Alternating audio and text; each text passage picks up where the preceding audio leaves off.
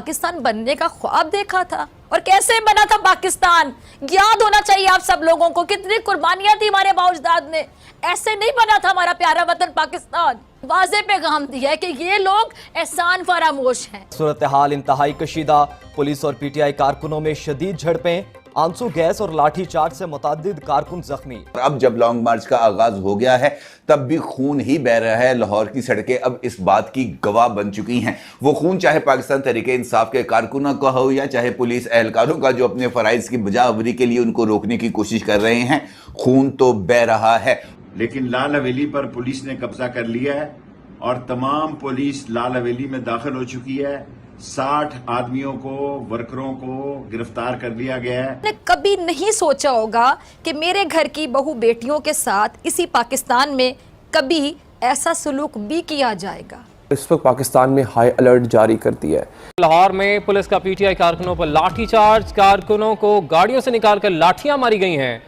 Police और PTI कारकुन आमने सामने आ गए हैं, जबकि पुलिस की शेलिंग और लाठी चार्ज का सिलसिला जो है वो जारी है। आजाद वतन यानी हमारा पाकिस्तान हासिल किया जाए, जहां हर एक को आजादी हो, खुद मुख्तारी से जीने का हक हासिल हो। दोस्तों, स्वागत है आप सबका मेरे YouTube चैनल अनिमेश रिएक्शन पे। उम्मीद है आप सब खुश होंगे। फ्रेंड्स, प्लीज मेरे चैनल को सब्सक्राइब करें और बेल आइकन को प्रेस करें ताकि आपको मेरे आने वाले सारे वीडियो की अपडेट्स तुरंत मिल जाए। वीडियो को लाइक और शेयर जरूर करें। उन्होंने कभी नहीं सोचा होगा कि मेरे घर की बहू बेटियों के साथ इसी पाकिस्तान में कभी ऐसा सलूक भी किया जाएगा। यकीन जानिए, मेरा दिल दुख रहा है बतौर पाकिस्तानी। कह रही हैं नासरा साहिबा कि हम खुद कानून के मुहाफिज हैं और ऐसे में हम खुद कानून को कैसे तोड़ सकते हैं। लेकिन आज हुकूमत ने अपने आप को बचाने के लिए कानून के रखवालों के घर ही धावा बोल दिया। हुकूमत ने पीटीआई का हकीकी आज़ादी मार्च रोकने के लिए अल्लामा इकबाल की बहू, बेटी हुई ना बहू, पोते की रिहाइश गांव पर भी छापे मारे। ये शायर मशरिक अल्लामा इकबाल जिन्होंने पाकिस्तान का ख्वाब देखा, इतनी जिद्दोजहद की अपनी शायरी के जरिए कितना काम किया, और ये उनके घर वालों के साथ हो रहा है। इनको हिरासा करने की कोशिश की जा रही है। अब ये हुकूमत कितना गिरेगी? गिरने की भी कोई हद होनी चाहिए ना। वैसे नून लीग इक़्तिदार के हवस में ये तक भूल गई कि जिस घर पर वो पुलिस के जरिए छापा मार रहे हैं उसमें मौजूद खानदान उस अजीम हस्ती का है जिसने पाकिस्तान बनने का ख्वाब देखा था और कैसे बना था पाकिस्तान। याद होना चाहिए आप सब लोगों को कितनी कुर्बानियां थी हमारे बाउजदाद ने। ऐसे नहीं बना था हमारा प्यारा वतन पाकिस्तान।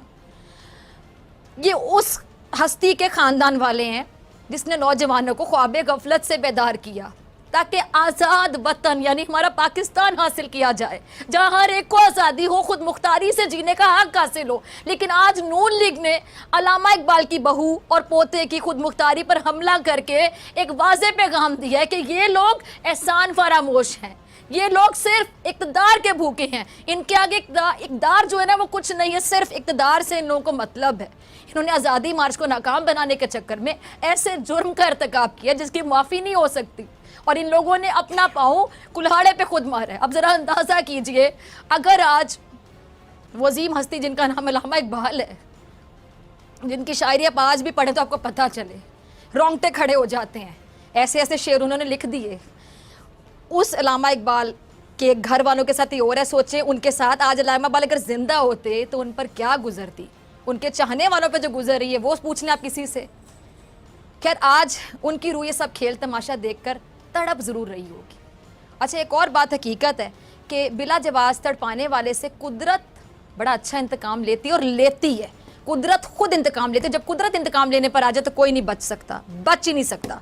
जस्टिस रिटायर्ड नासरा जावेद एक बहादुर खातून है जो किसी के आगे झुकने वाली नहीं है, क्योंकि वो ऐसे शख्स की बहू है जिन्होंने अंग्रेज़ साम्राज्य के आगे हथियार नहीं डाले बल्कि दिलेरी के साथ उनका मुकाबला किया, और आज उनकी बहू जो है वो औरों की गुलामी में डूबे हुए लोगों से मुकाबला कर रही हैं। अच्छा, एक मुकाबला डॉक्टर यास्मीन राशिद साहिबा, क्या खातून है, मैं कहाँ से उनकी तारीफ़ शुरू करूँ, कहाँ ख़त्म करूँ। इंतहाई इंतहाई इंतहाई प्यारी खातून और बहादुर खातून। कैंसर जैसे मर्ज़ से लड़ी, एक आप उनको कैंसर सर्वाइवर कह सकते हैं, आयरन लेडी उनको कहा जाता है। आपको उनके साथ जो हुआ ये मनाजिर भी आप देख सकते हैं, फुटेज भी चल रही है। जब हमाद अजहर के घर पर पुलिस ने छापा मारा था, चार दीवारी का तकद्दुस पामाल किया था, तो उस वक्त ये आयरन लेडी, जिनकी मैं बजाते खुद बहुत इज्जत करती हूँ और मैंने बड़े इनके मुखालिफिन से इनकी तारीफ सुनी, और तारीफ अगर मुखालिफ करते तो क्या ही बात है। ये आयरन लेडी देखें किस तरह वहाँ बैठी हुई हैं, ये मैदान में उतरी, इन्होंने पुलिस गर्दी का बहादुरी से मुकाबला करते हुए हमाद अजहर के घर के बाहर धरना दिया। दिल पर हाथ रखिए कि कोई भी इस उम्र में इतनी एक रिस्पेक्टेबल खातून जिस तरह वो बेचारी बैठी हुई हैं, कोई भी खातून हो, किसी भी पार्टी से ताल्लुक़ हो, पाकिस्तान की एक खातून है, आप मुझे बताएं कि कोरोना के लिए कितनी इन्होंने जंग लड़ी, कैसा महसूस होता है कि कोई भी पाकिस्तान की खातून इस उम्र में इस तरह बैठी हो पुलिस गर्दी का मुकाबला करने के लिए। यकीनी तौर पे एक लफ्ज़ तकलीफ ही होती है, अजियत ही होती है, खुश नहीं कोई हो सकता। और अगर कोई खुश हो तो क्या ही कहने उन लोगों के, उनकी ज़हनियत के बारे में मैं क्या कहूँ। पुलिस ने तहरीक इंसाफ के इन दोनों रहनुमाओं को गिरफ्तार करके इमरान खान की तहरीक को कमज़ोर करने की एक नाकाम कोशिश की है। और सानिया मॉडल टाउन के किरदार राना सनौला ने चोरी और ऊपर से सीना जोरी वाला काम करते हुए अपनी आमिराना सोच को ये कहकर ज़बरदस्ती मुसल्लत करने की कोशिश की कि हुकूमत हर सूरत तहरीक इंसाफ के मार्च का रास्ता रोकेगी। राना सनौला खुद ही आईनी माहिर बनकर ये फतवा लगा रहे हैं कि इमरान खान गैर आईनी मार्च करने जा रहा है। ये राना साहब कौन सी साइंस लड़ा रहे हैं, समझ से बालातर है। राना साहब वजीर दाखिला बनकर शायद खुद को कानून का ठेकेदार समझने लग गए हैं। उन्होंने खुद कानून को पामाल किया, उनकी नाक के नीचे सानिया मॉडल टाउन हुआ, पहले उसका तो हिसाब दे दे सब। इन्होंने खुद आइन और कानून को पामाल किया, तो फिर ये किस मुंह से इतनी बड़ी बड़ी बातें कर रहे हैं। और एक बात और, मौसूफ मार्च को फ्रॉड मार्च कह रहे हैं, और अगर ये बात है तो फिर मैं जरा बताती चलूं कि असल में फ्रॉड कौन करता रहा। फ्रॉड वो लोग करते रहे जो कहते हैं रहे कि मेरी लंदन तो क्या पाकिस्तान में भी कोई जायदाद नहीं है। फ्रॉड वो दो भाई करते रहे, जिनमें से एक भाई कहता था कि हम खानदानी अमीर है, दूसरा भाई कहता था कि मेरे वालिद तो गरीब है। जिस जमात की फ्रॉड की दास्तान कैलिब्री और जाली ऑडियोस वीडियोस पे मबनी हो, ऐसे में उसके रहनुमा के मुंह से ऐसी बातें जेब नहीं देती। लेकिन क्या किया जाए कि कल से ही, जब लॉन्ग मार्च अभी शुरू नहीं हुआ था, इसका सिलसिले का आगाज एक पुलिस कांस्टेबल की शहादत से हुआ था, और अब जब लॉन्ग मार्च का आगाज हो गया है तब भी खून ही बह रहा है। लाहौर की सड़कें अब इस बात की गवाह बन चुकी हैं। वो खून चाहे पाकिस्तान तहरीक इंसाफ के कारकुनों का हो या चाहे पुलिस एहलकारों का जो अपने फराइज की बजावरी के लिए उनको रोकने की कोशिश कर रहे हैं, खून तो बह रहा है। अब ये सारे मामला चल रहे हैं। इसी दौरान इस्लामाबाद हाई कोर्ट की जो आज दोपहर 12:30 बजे समाअत हुई है, वहां पर इस बात के लिए इस्लामाबाद इंतजामिया को हिदायत जारी कर दी गई है कि जनाब आपने जो उनकी दरख्वास्त मुस्तरद की, इनफैक्ट पीटीआई ने जो दरख्वास्त दी थी इस्लामाबाद इंतजामिया को लॉन्ग मार्च के लिए, उस दरख्वास्त को इस्लामाबाद इंतजामिया ने मुस्तरद कर दिया।